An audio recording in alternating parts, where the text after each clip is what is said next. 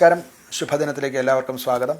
ശ്വേത വരാഹകൽപ്പത്തിലെ 7ാമത്തെ ചതുർയുഗമായ വൈവസ്വത മന്വന്തരത്തിലെ 28ാമത്തെ ചതുർയുഗമാണ്. 4 യുഗങ്ങൾ കൂടിയതാണ് ഒരു ചതുർയുഗം എന്ന് പറയുന്നത്. ഈ 4 യുഗങ്ങൾ കൂടിയ 28ാമത്തെ ചതുർയുഗത്തിലെ അവസാനത്തേതായിട്ടുള്ള കലി യുഗം തുടങ്ങിയിട്ട് 5126ാമത്തെ വർഷമാണ്. ഇന്ന് കരിദിന സംഖ്യ വരുന്നത് 18,72,529ാമത്തെ ദിവസമാണ്. ശ്രീകൃഷ്ണ ഭഗവാൻ സ്വർഗാരോഹണം ചെയ്ത ദിവസം മുതൽക്കാണ് കരിദിനം എണ്ണി തുടങ്ങിയിട്ടുള്ളത്. കൊല്ലവർഷക്കണക്കനുസരിച്ച് 1201 ആണ്ട് തുലാമാസം 29-ാം തീയതിയാണ്. ശകവർഷം 1947 കാർത്തിക മാസം 24-ാം തീയതിയാണ്. ഗ്രിഗോറിയൻ കലണ്ടർ അനുസരിച്ച് 2025 നവംബർ മാസം 15-ാം തീയതിയാണ്.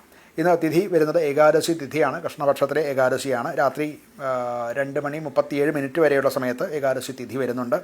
തുടർന്ന് ദ്വാദശിയാണ്. നക്ഷത്രം വരുന്നത് ഉത്രം നക്ഷത്രമാണ്. ഉത്രം നക്ഷത്രം രാത്രിയിൽ 11:34 വരെയുള്ള സമയത്താണ്.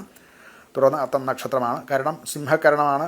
ഉച്ചയ്ക്ക് 1:40 വരെയുള്ള സമയത്താണ് സിംഹകരണമുള്ളത്. നിത്യയോഗം വരുന്നത് വിഷ്കംഭനാമ നിത്യയോഗമാണ്.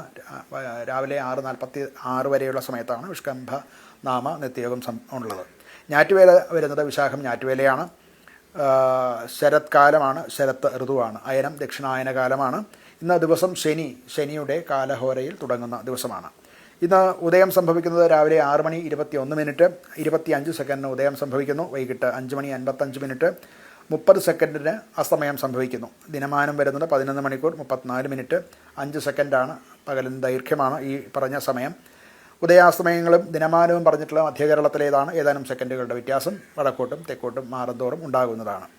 ദോഷകാലങ്ങളാകുന്ന രാഹുകാലം സംഭവിക്കുന്നത് രാവിലെ 9:14 തുടങ്ങി 10:41 വരെയുള്ള സമയത്തും, ഗുളികകാലം രാവിലെ 6:21 തുടങ്ങി 7:48 വരെയുള്ള സമയത്തും, യമകണ്ഠകാലം വരുന്നത് ഉച്ചയ്ക്ക് 1:35 മുതൽക്ക് 3:01 വരെയുള്ള സമയത്തുമാണ്. ഈ 3 കാലങ്ങളും പൊതുവെ ദോഷകാലങ്ങളായിട്ട് ആണ് പരിഗണിച്ചിട്ടുള്ളത്. ഈ സമയങ്ങളിൽ പൊതുവെ വർജ്യമാണ്. ശുഭകർമ്മങ്ങൾക്ക് തുടക്കം കുറിക്കാതിരിക്കാൻ, ഈ സമയം വരാതിരിക്കാൻ ശ്രദ്ധിക്കേണ്ടതാണ്.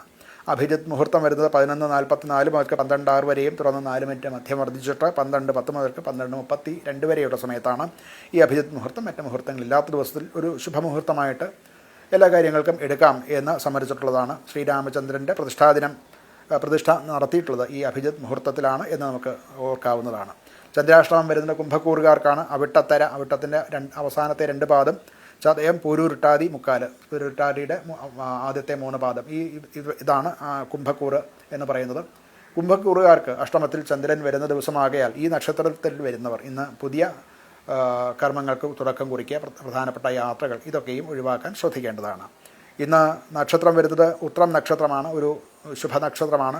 വിവാഹം, അതുപോലെ ഉപനയനാദി വൈദിക ക്രിയകൾ, അങ്ങനെയുള്ള എല്ലാ സ്ഥിരകർമ്മങ്ങൾക്കും അനുകൂലമായിട്ടുള്ള ദിവസമാണ്. നൂതനമായിട്ടുള്ള ആഭരണം ധരിക്കുക, ഗൃഹാരംഭം, അതുപോലെ ഗൃഹപ്രവേശം മുതലായിട്ടുള്ള കാര്യങ്ങൾക്കൊക്കെ ഉത്രം നക്ഷത്രം അനുകൂലമാണ്. തിഥി വരുന്നത് ഏകാദശി തിഥിയാണ്. വിവാഹം നടത്തുക, വ്രതം സംബന്ധമായിട്ടുള്ള കാര്യങ്ങൾ, ശില്പസംബന്ധ കാര്യങ്ങൾ, ഭൂഷണധാരണം, നൂതനമായിട്ടുള്ള ആഭരണം ധരിക്കുക, യാത്ര, അതുപോലെ ഗൃഹപ്രവേശം മുതലായിട്ടുള്ളവയ്ക്കൊക്കെയും ഗജാശ്വകാര്യ നിർമ്മാകാര്യങ്ങളൊക്കെ അനുകൂലമായിട്ടുള്ള ദിവസമാണ്. ഇന്നത്തെ ദിവസം പൊതുവെ ശുഭമായിട്ടുള്ള ദിവസമാണ്. ശുഭകർമ്മങ്ങൾക്ക് തുടക്കം കുറിക്കാൻ ഇന്നത്തെ ദിവസം അനുകൂലമാണ്. നമസ്കാരം.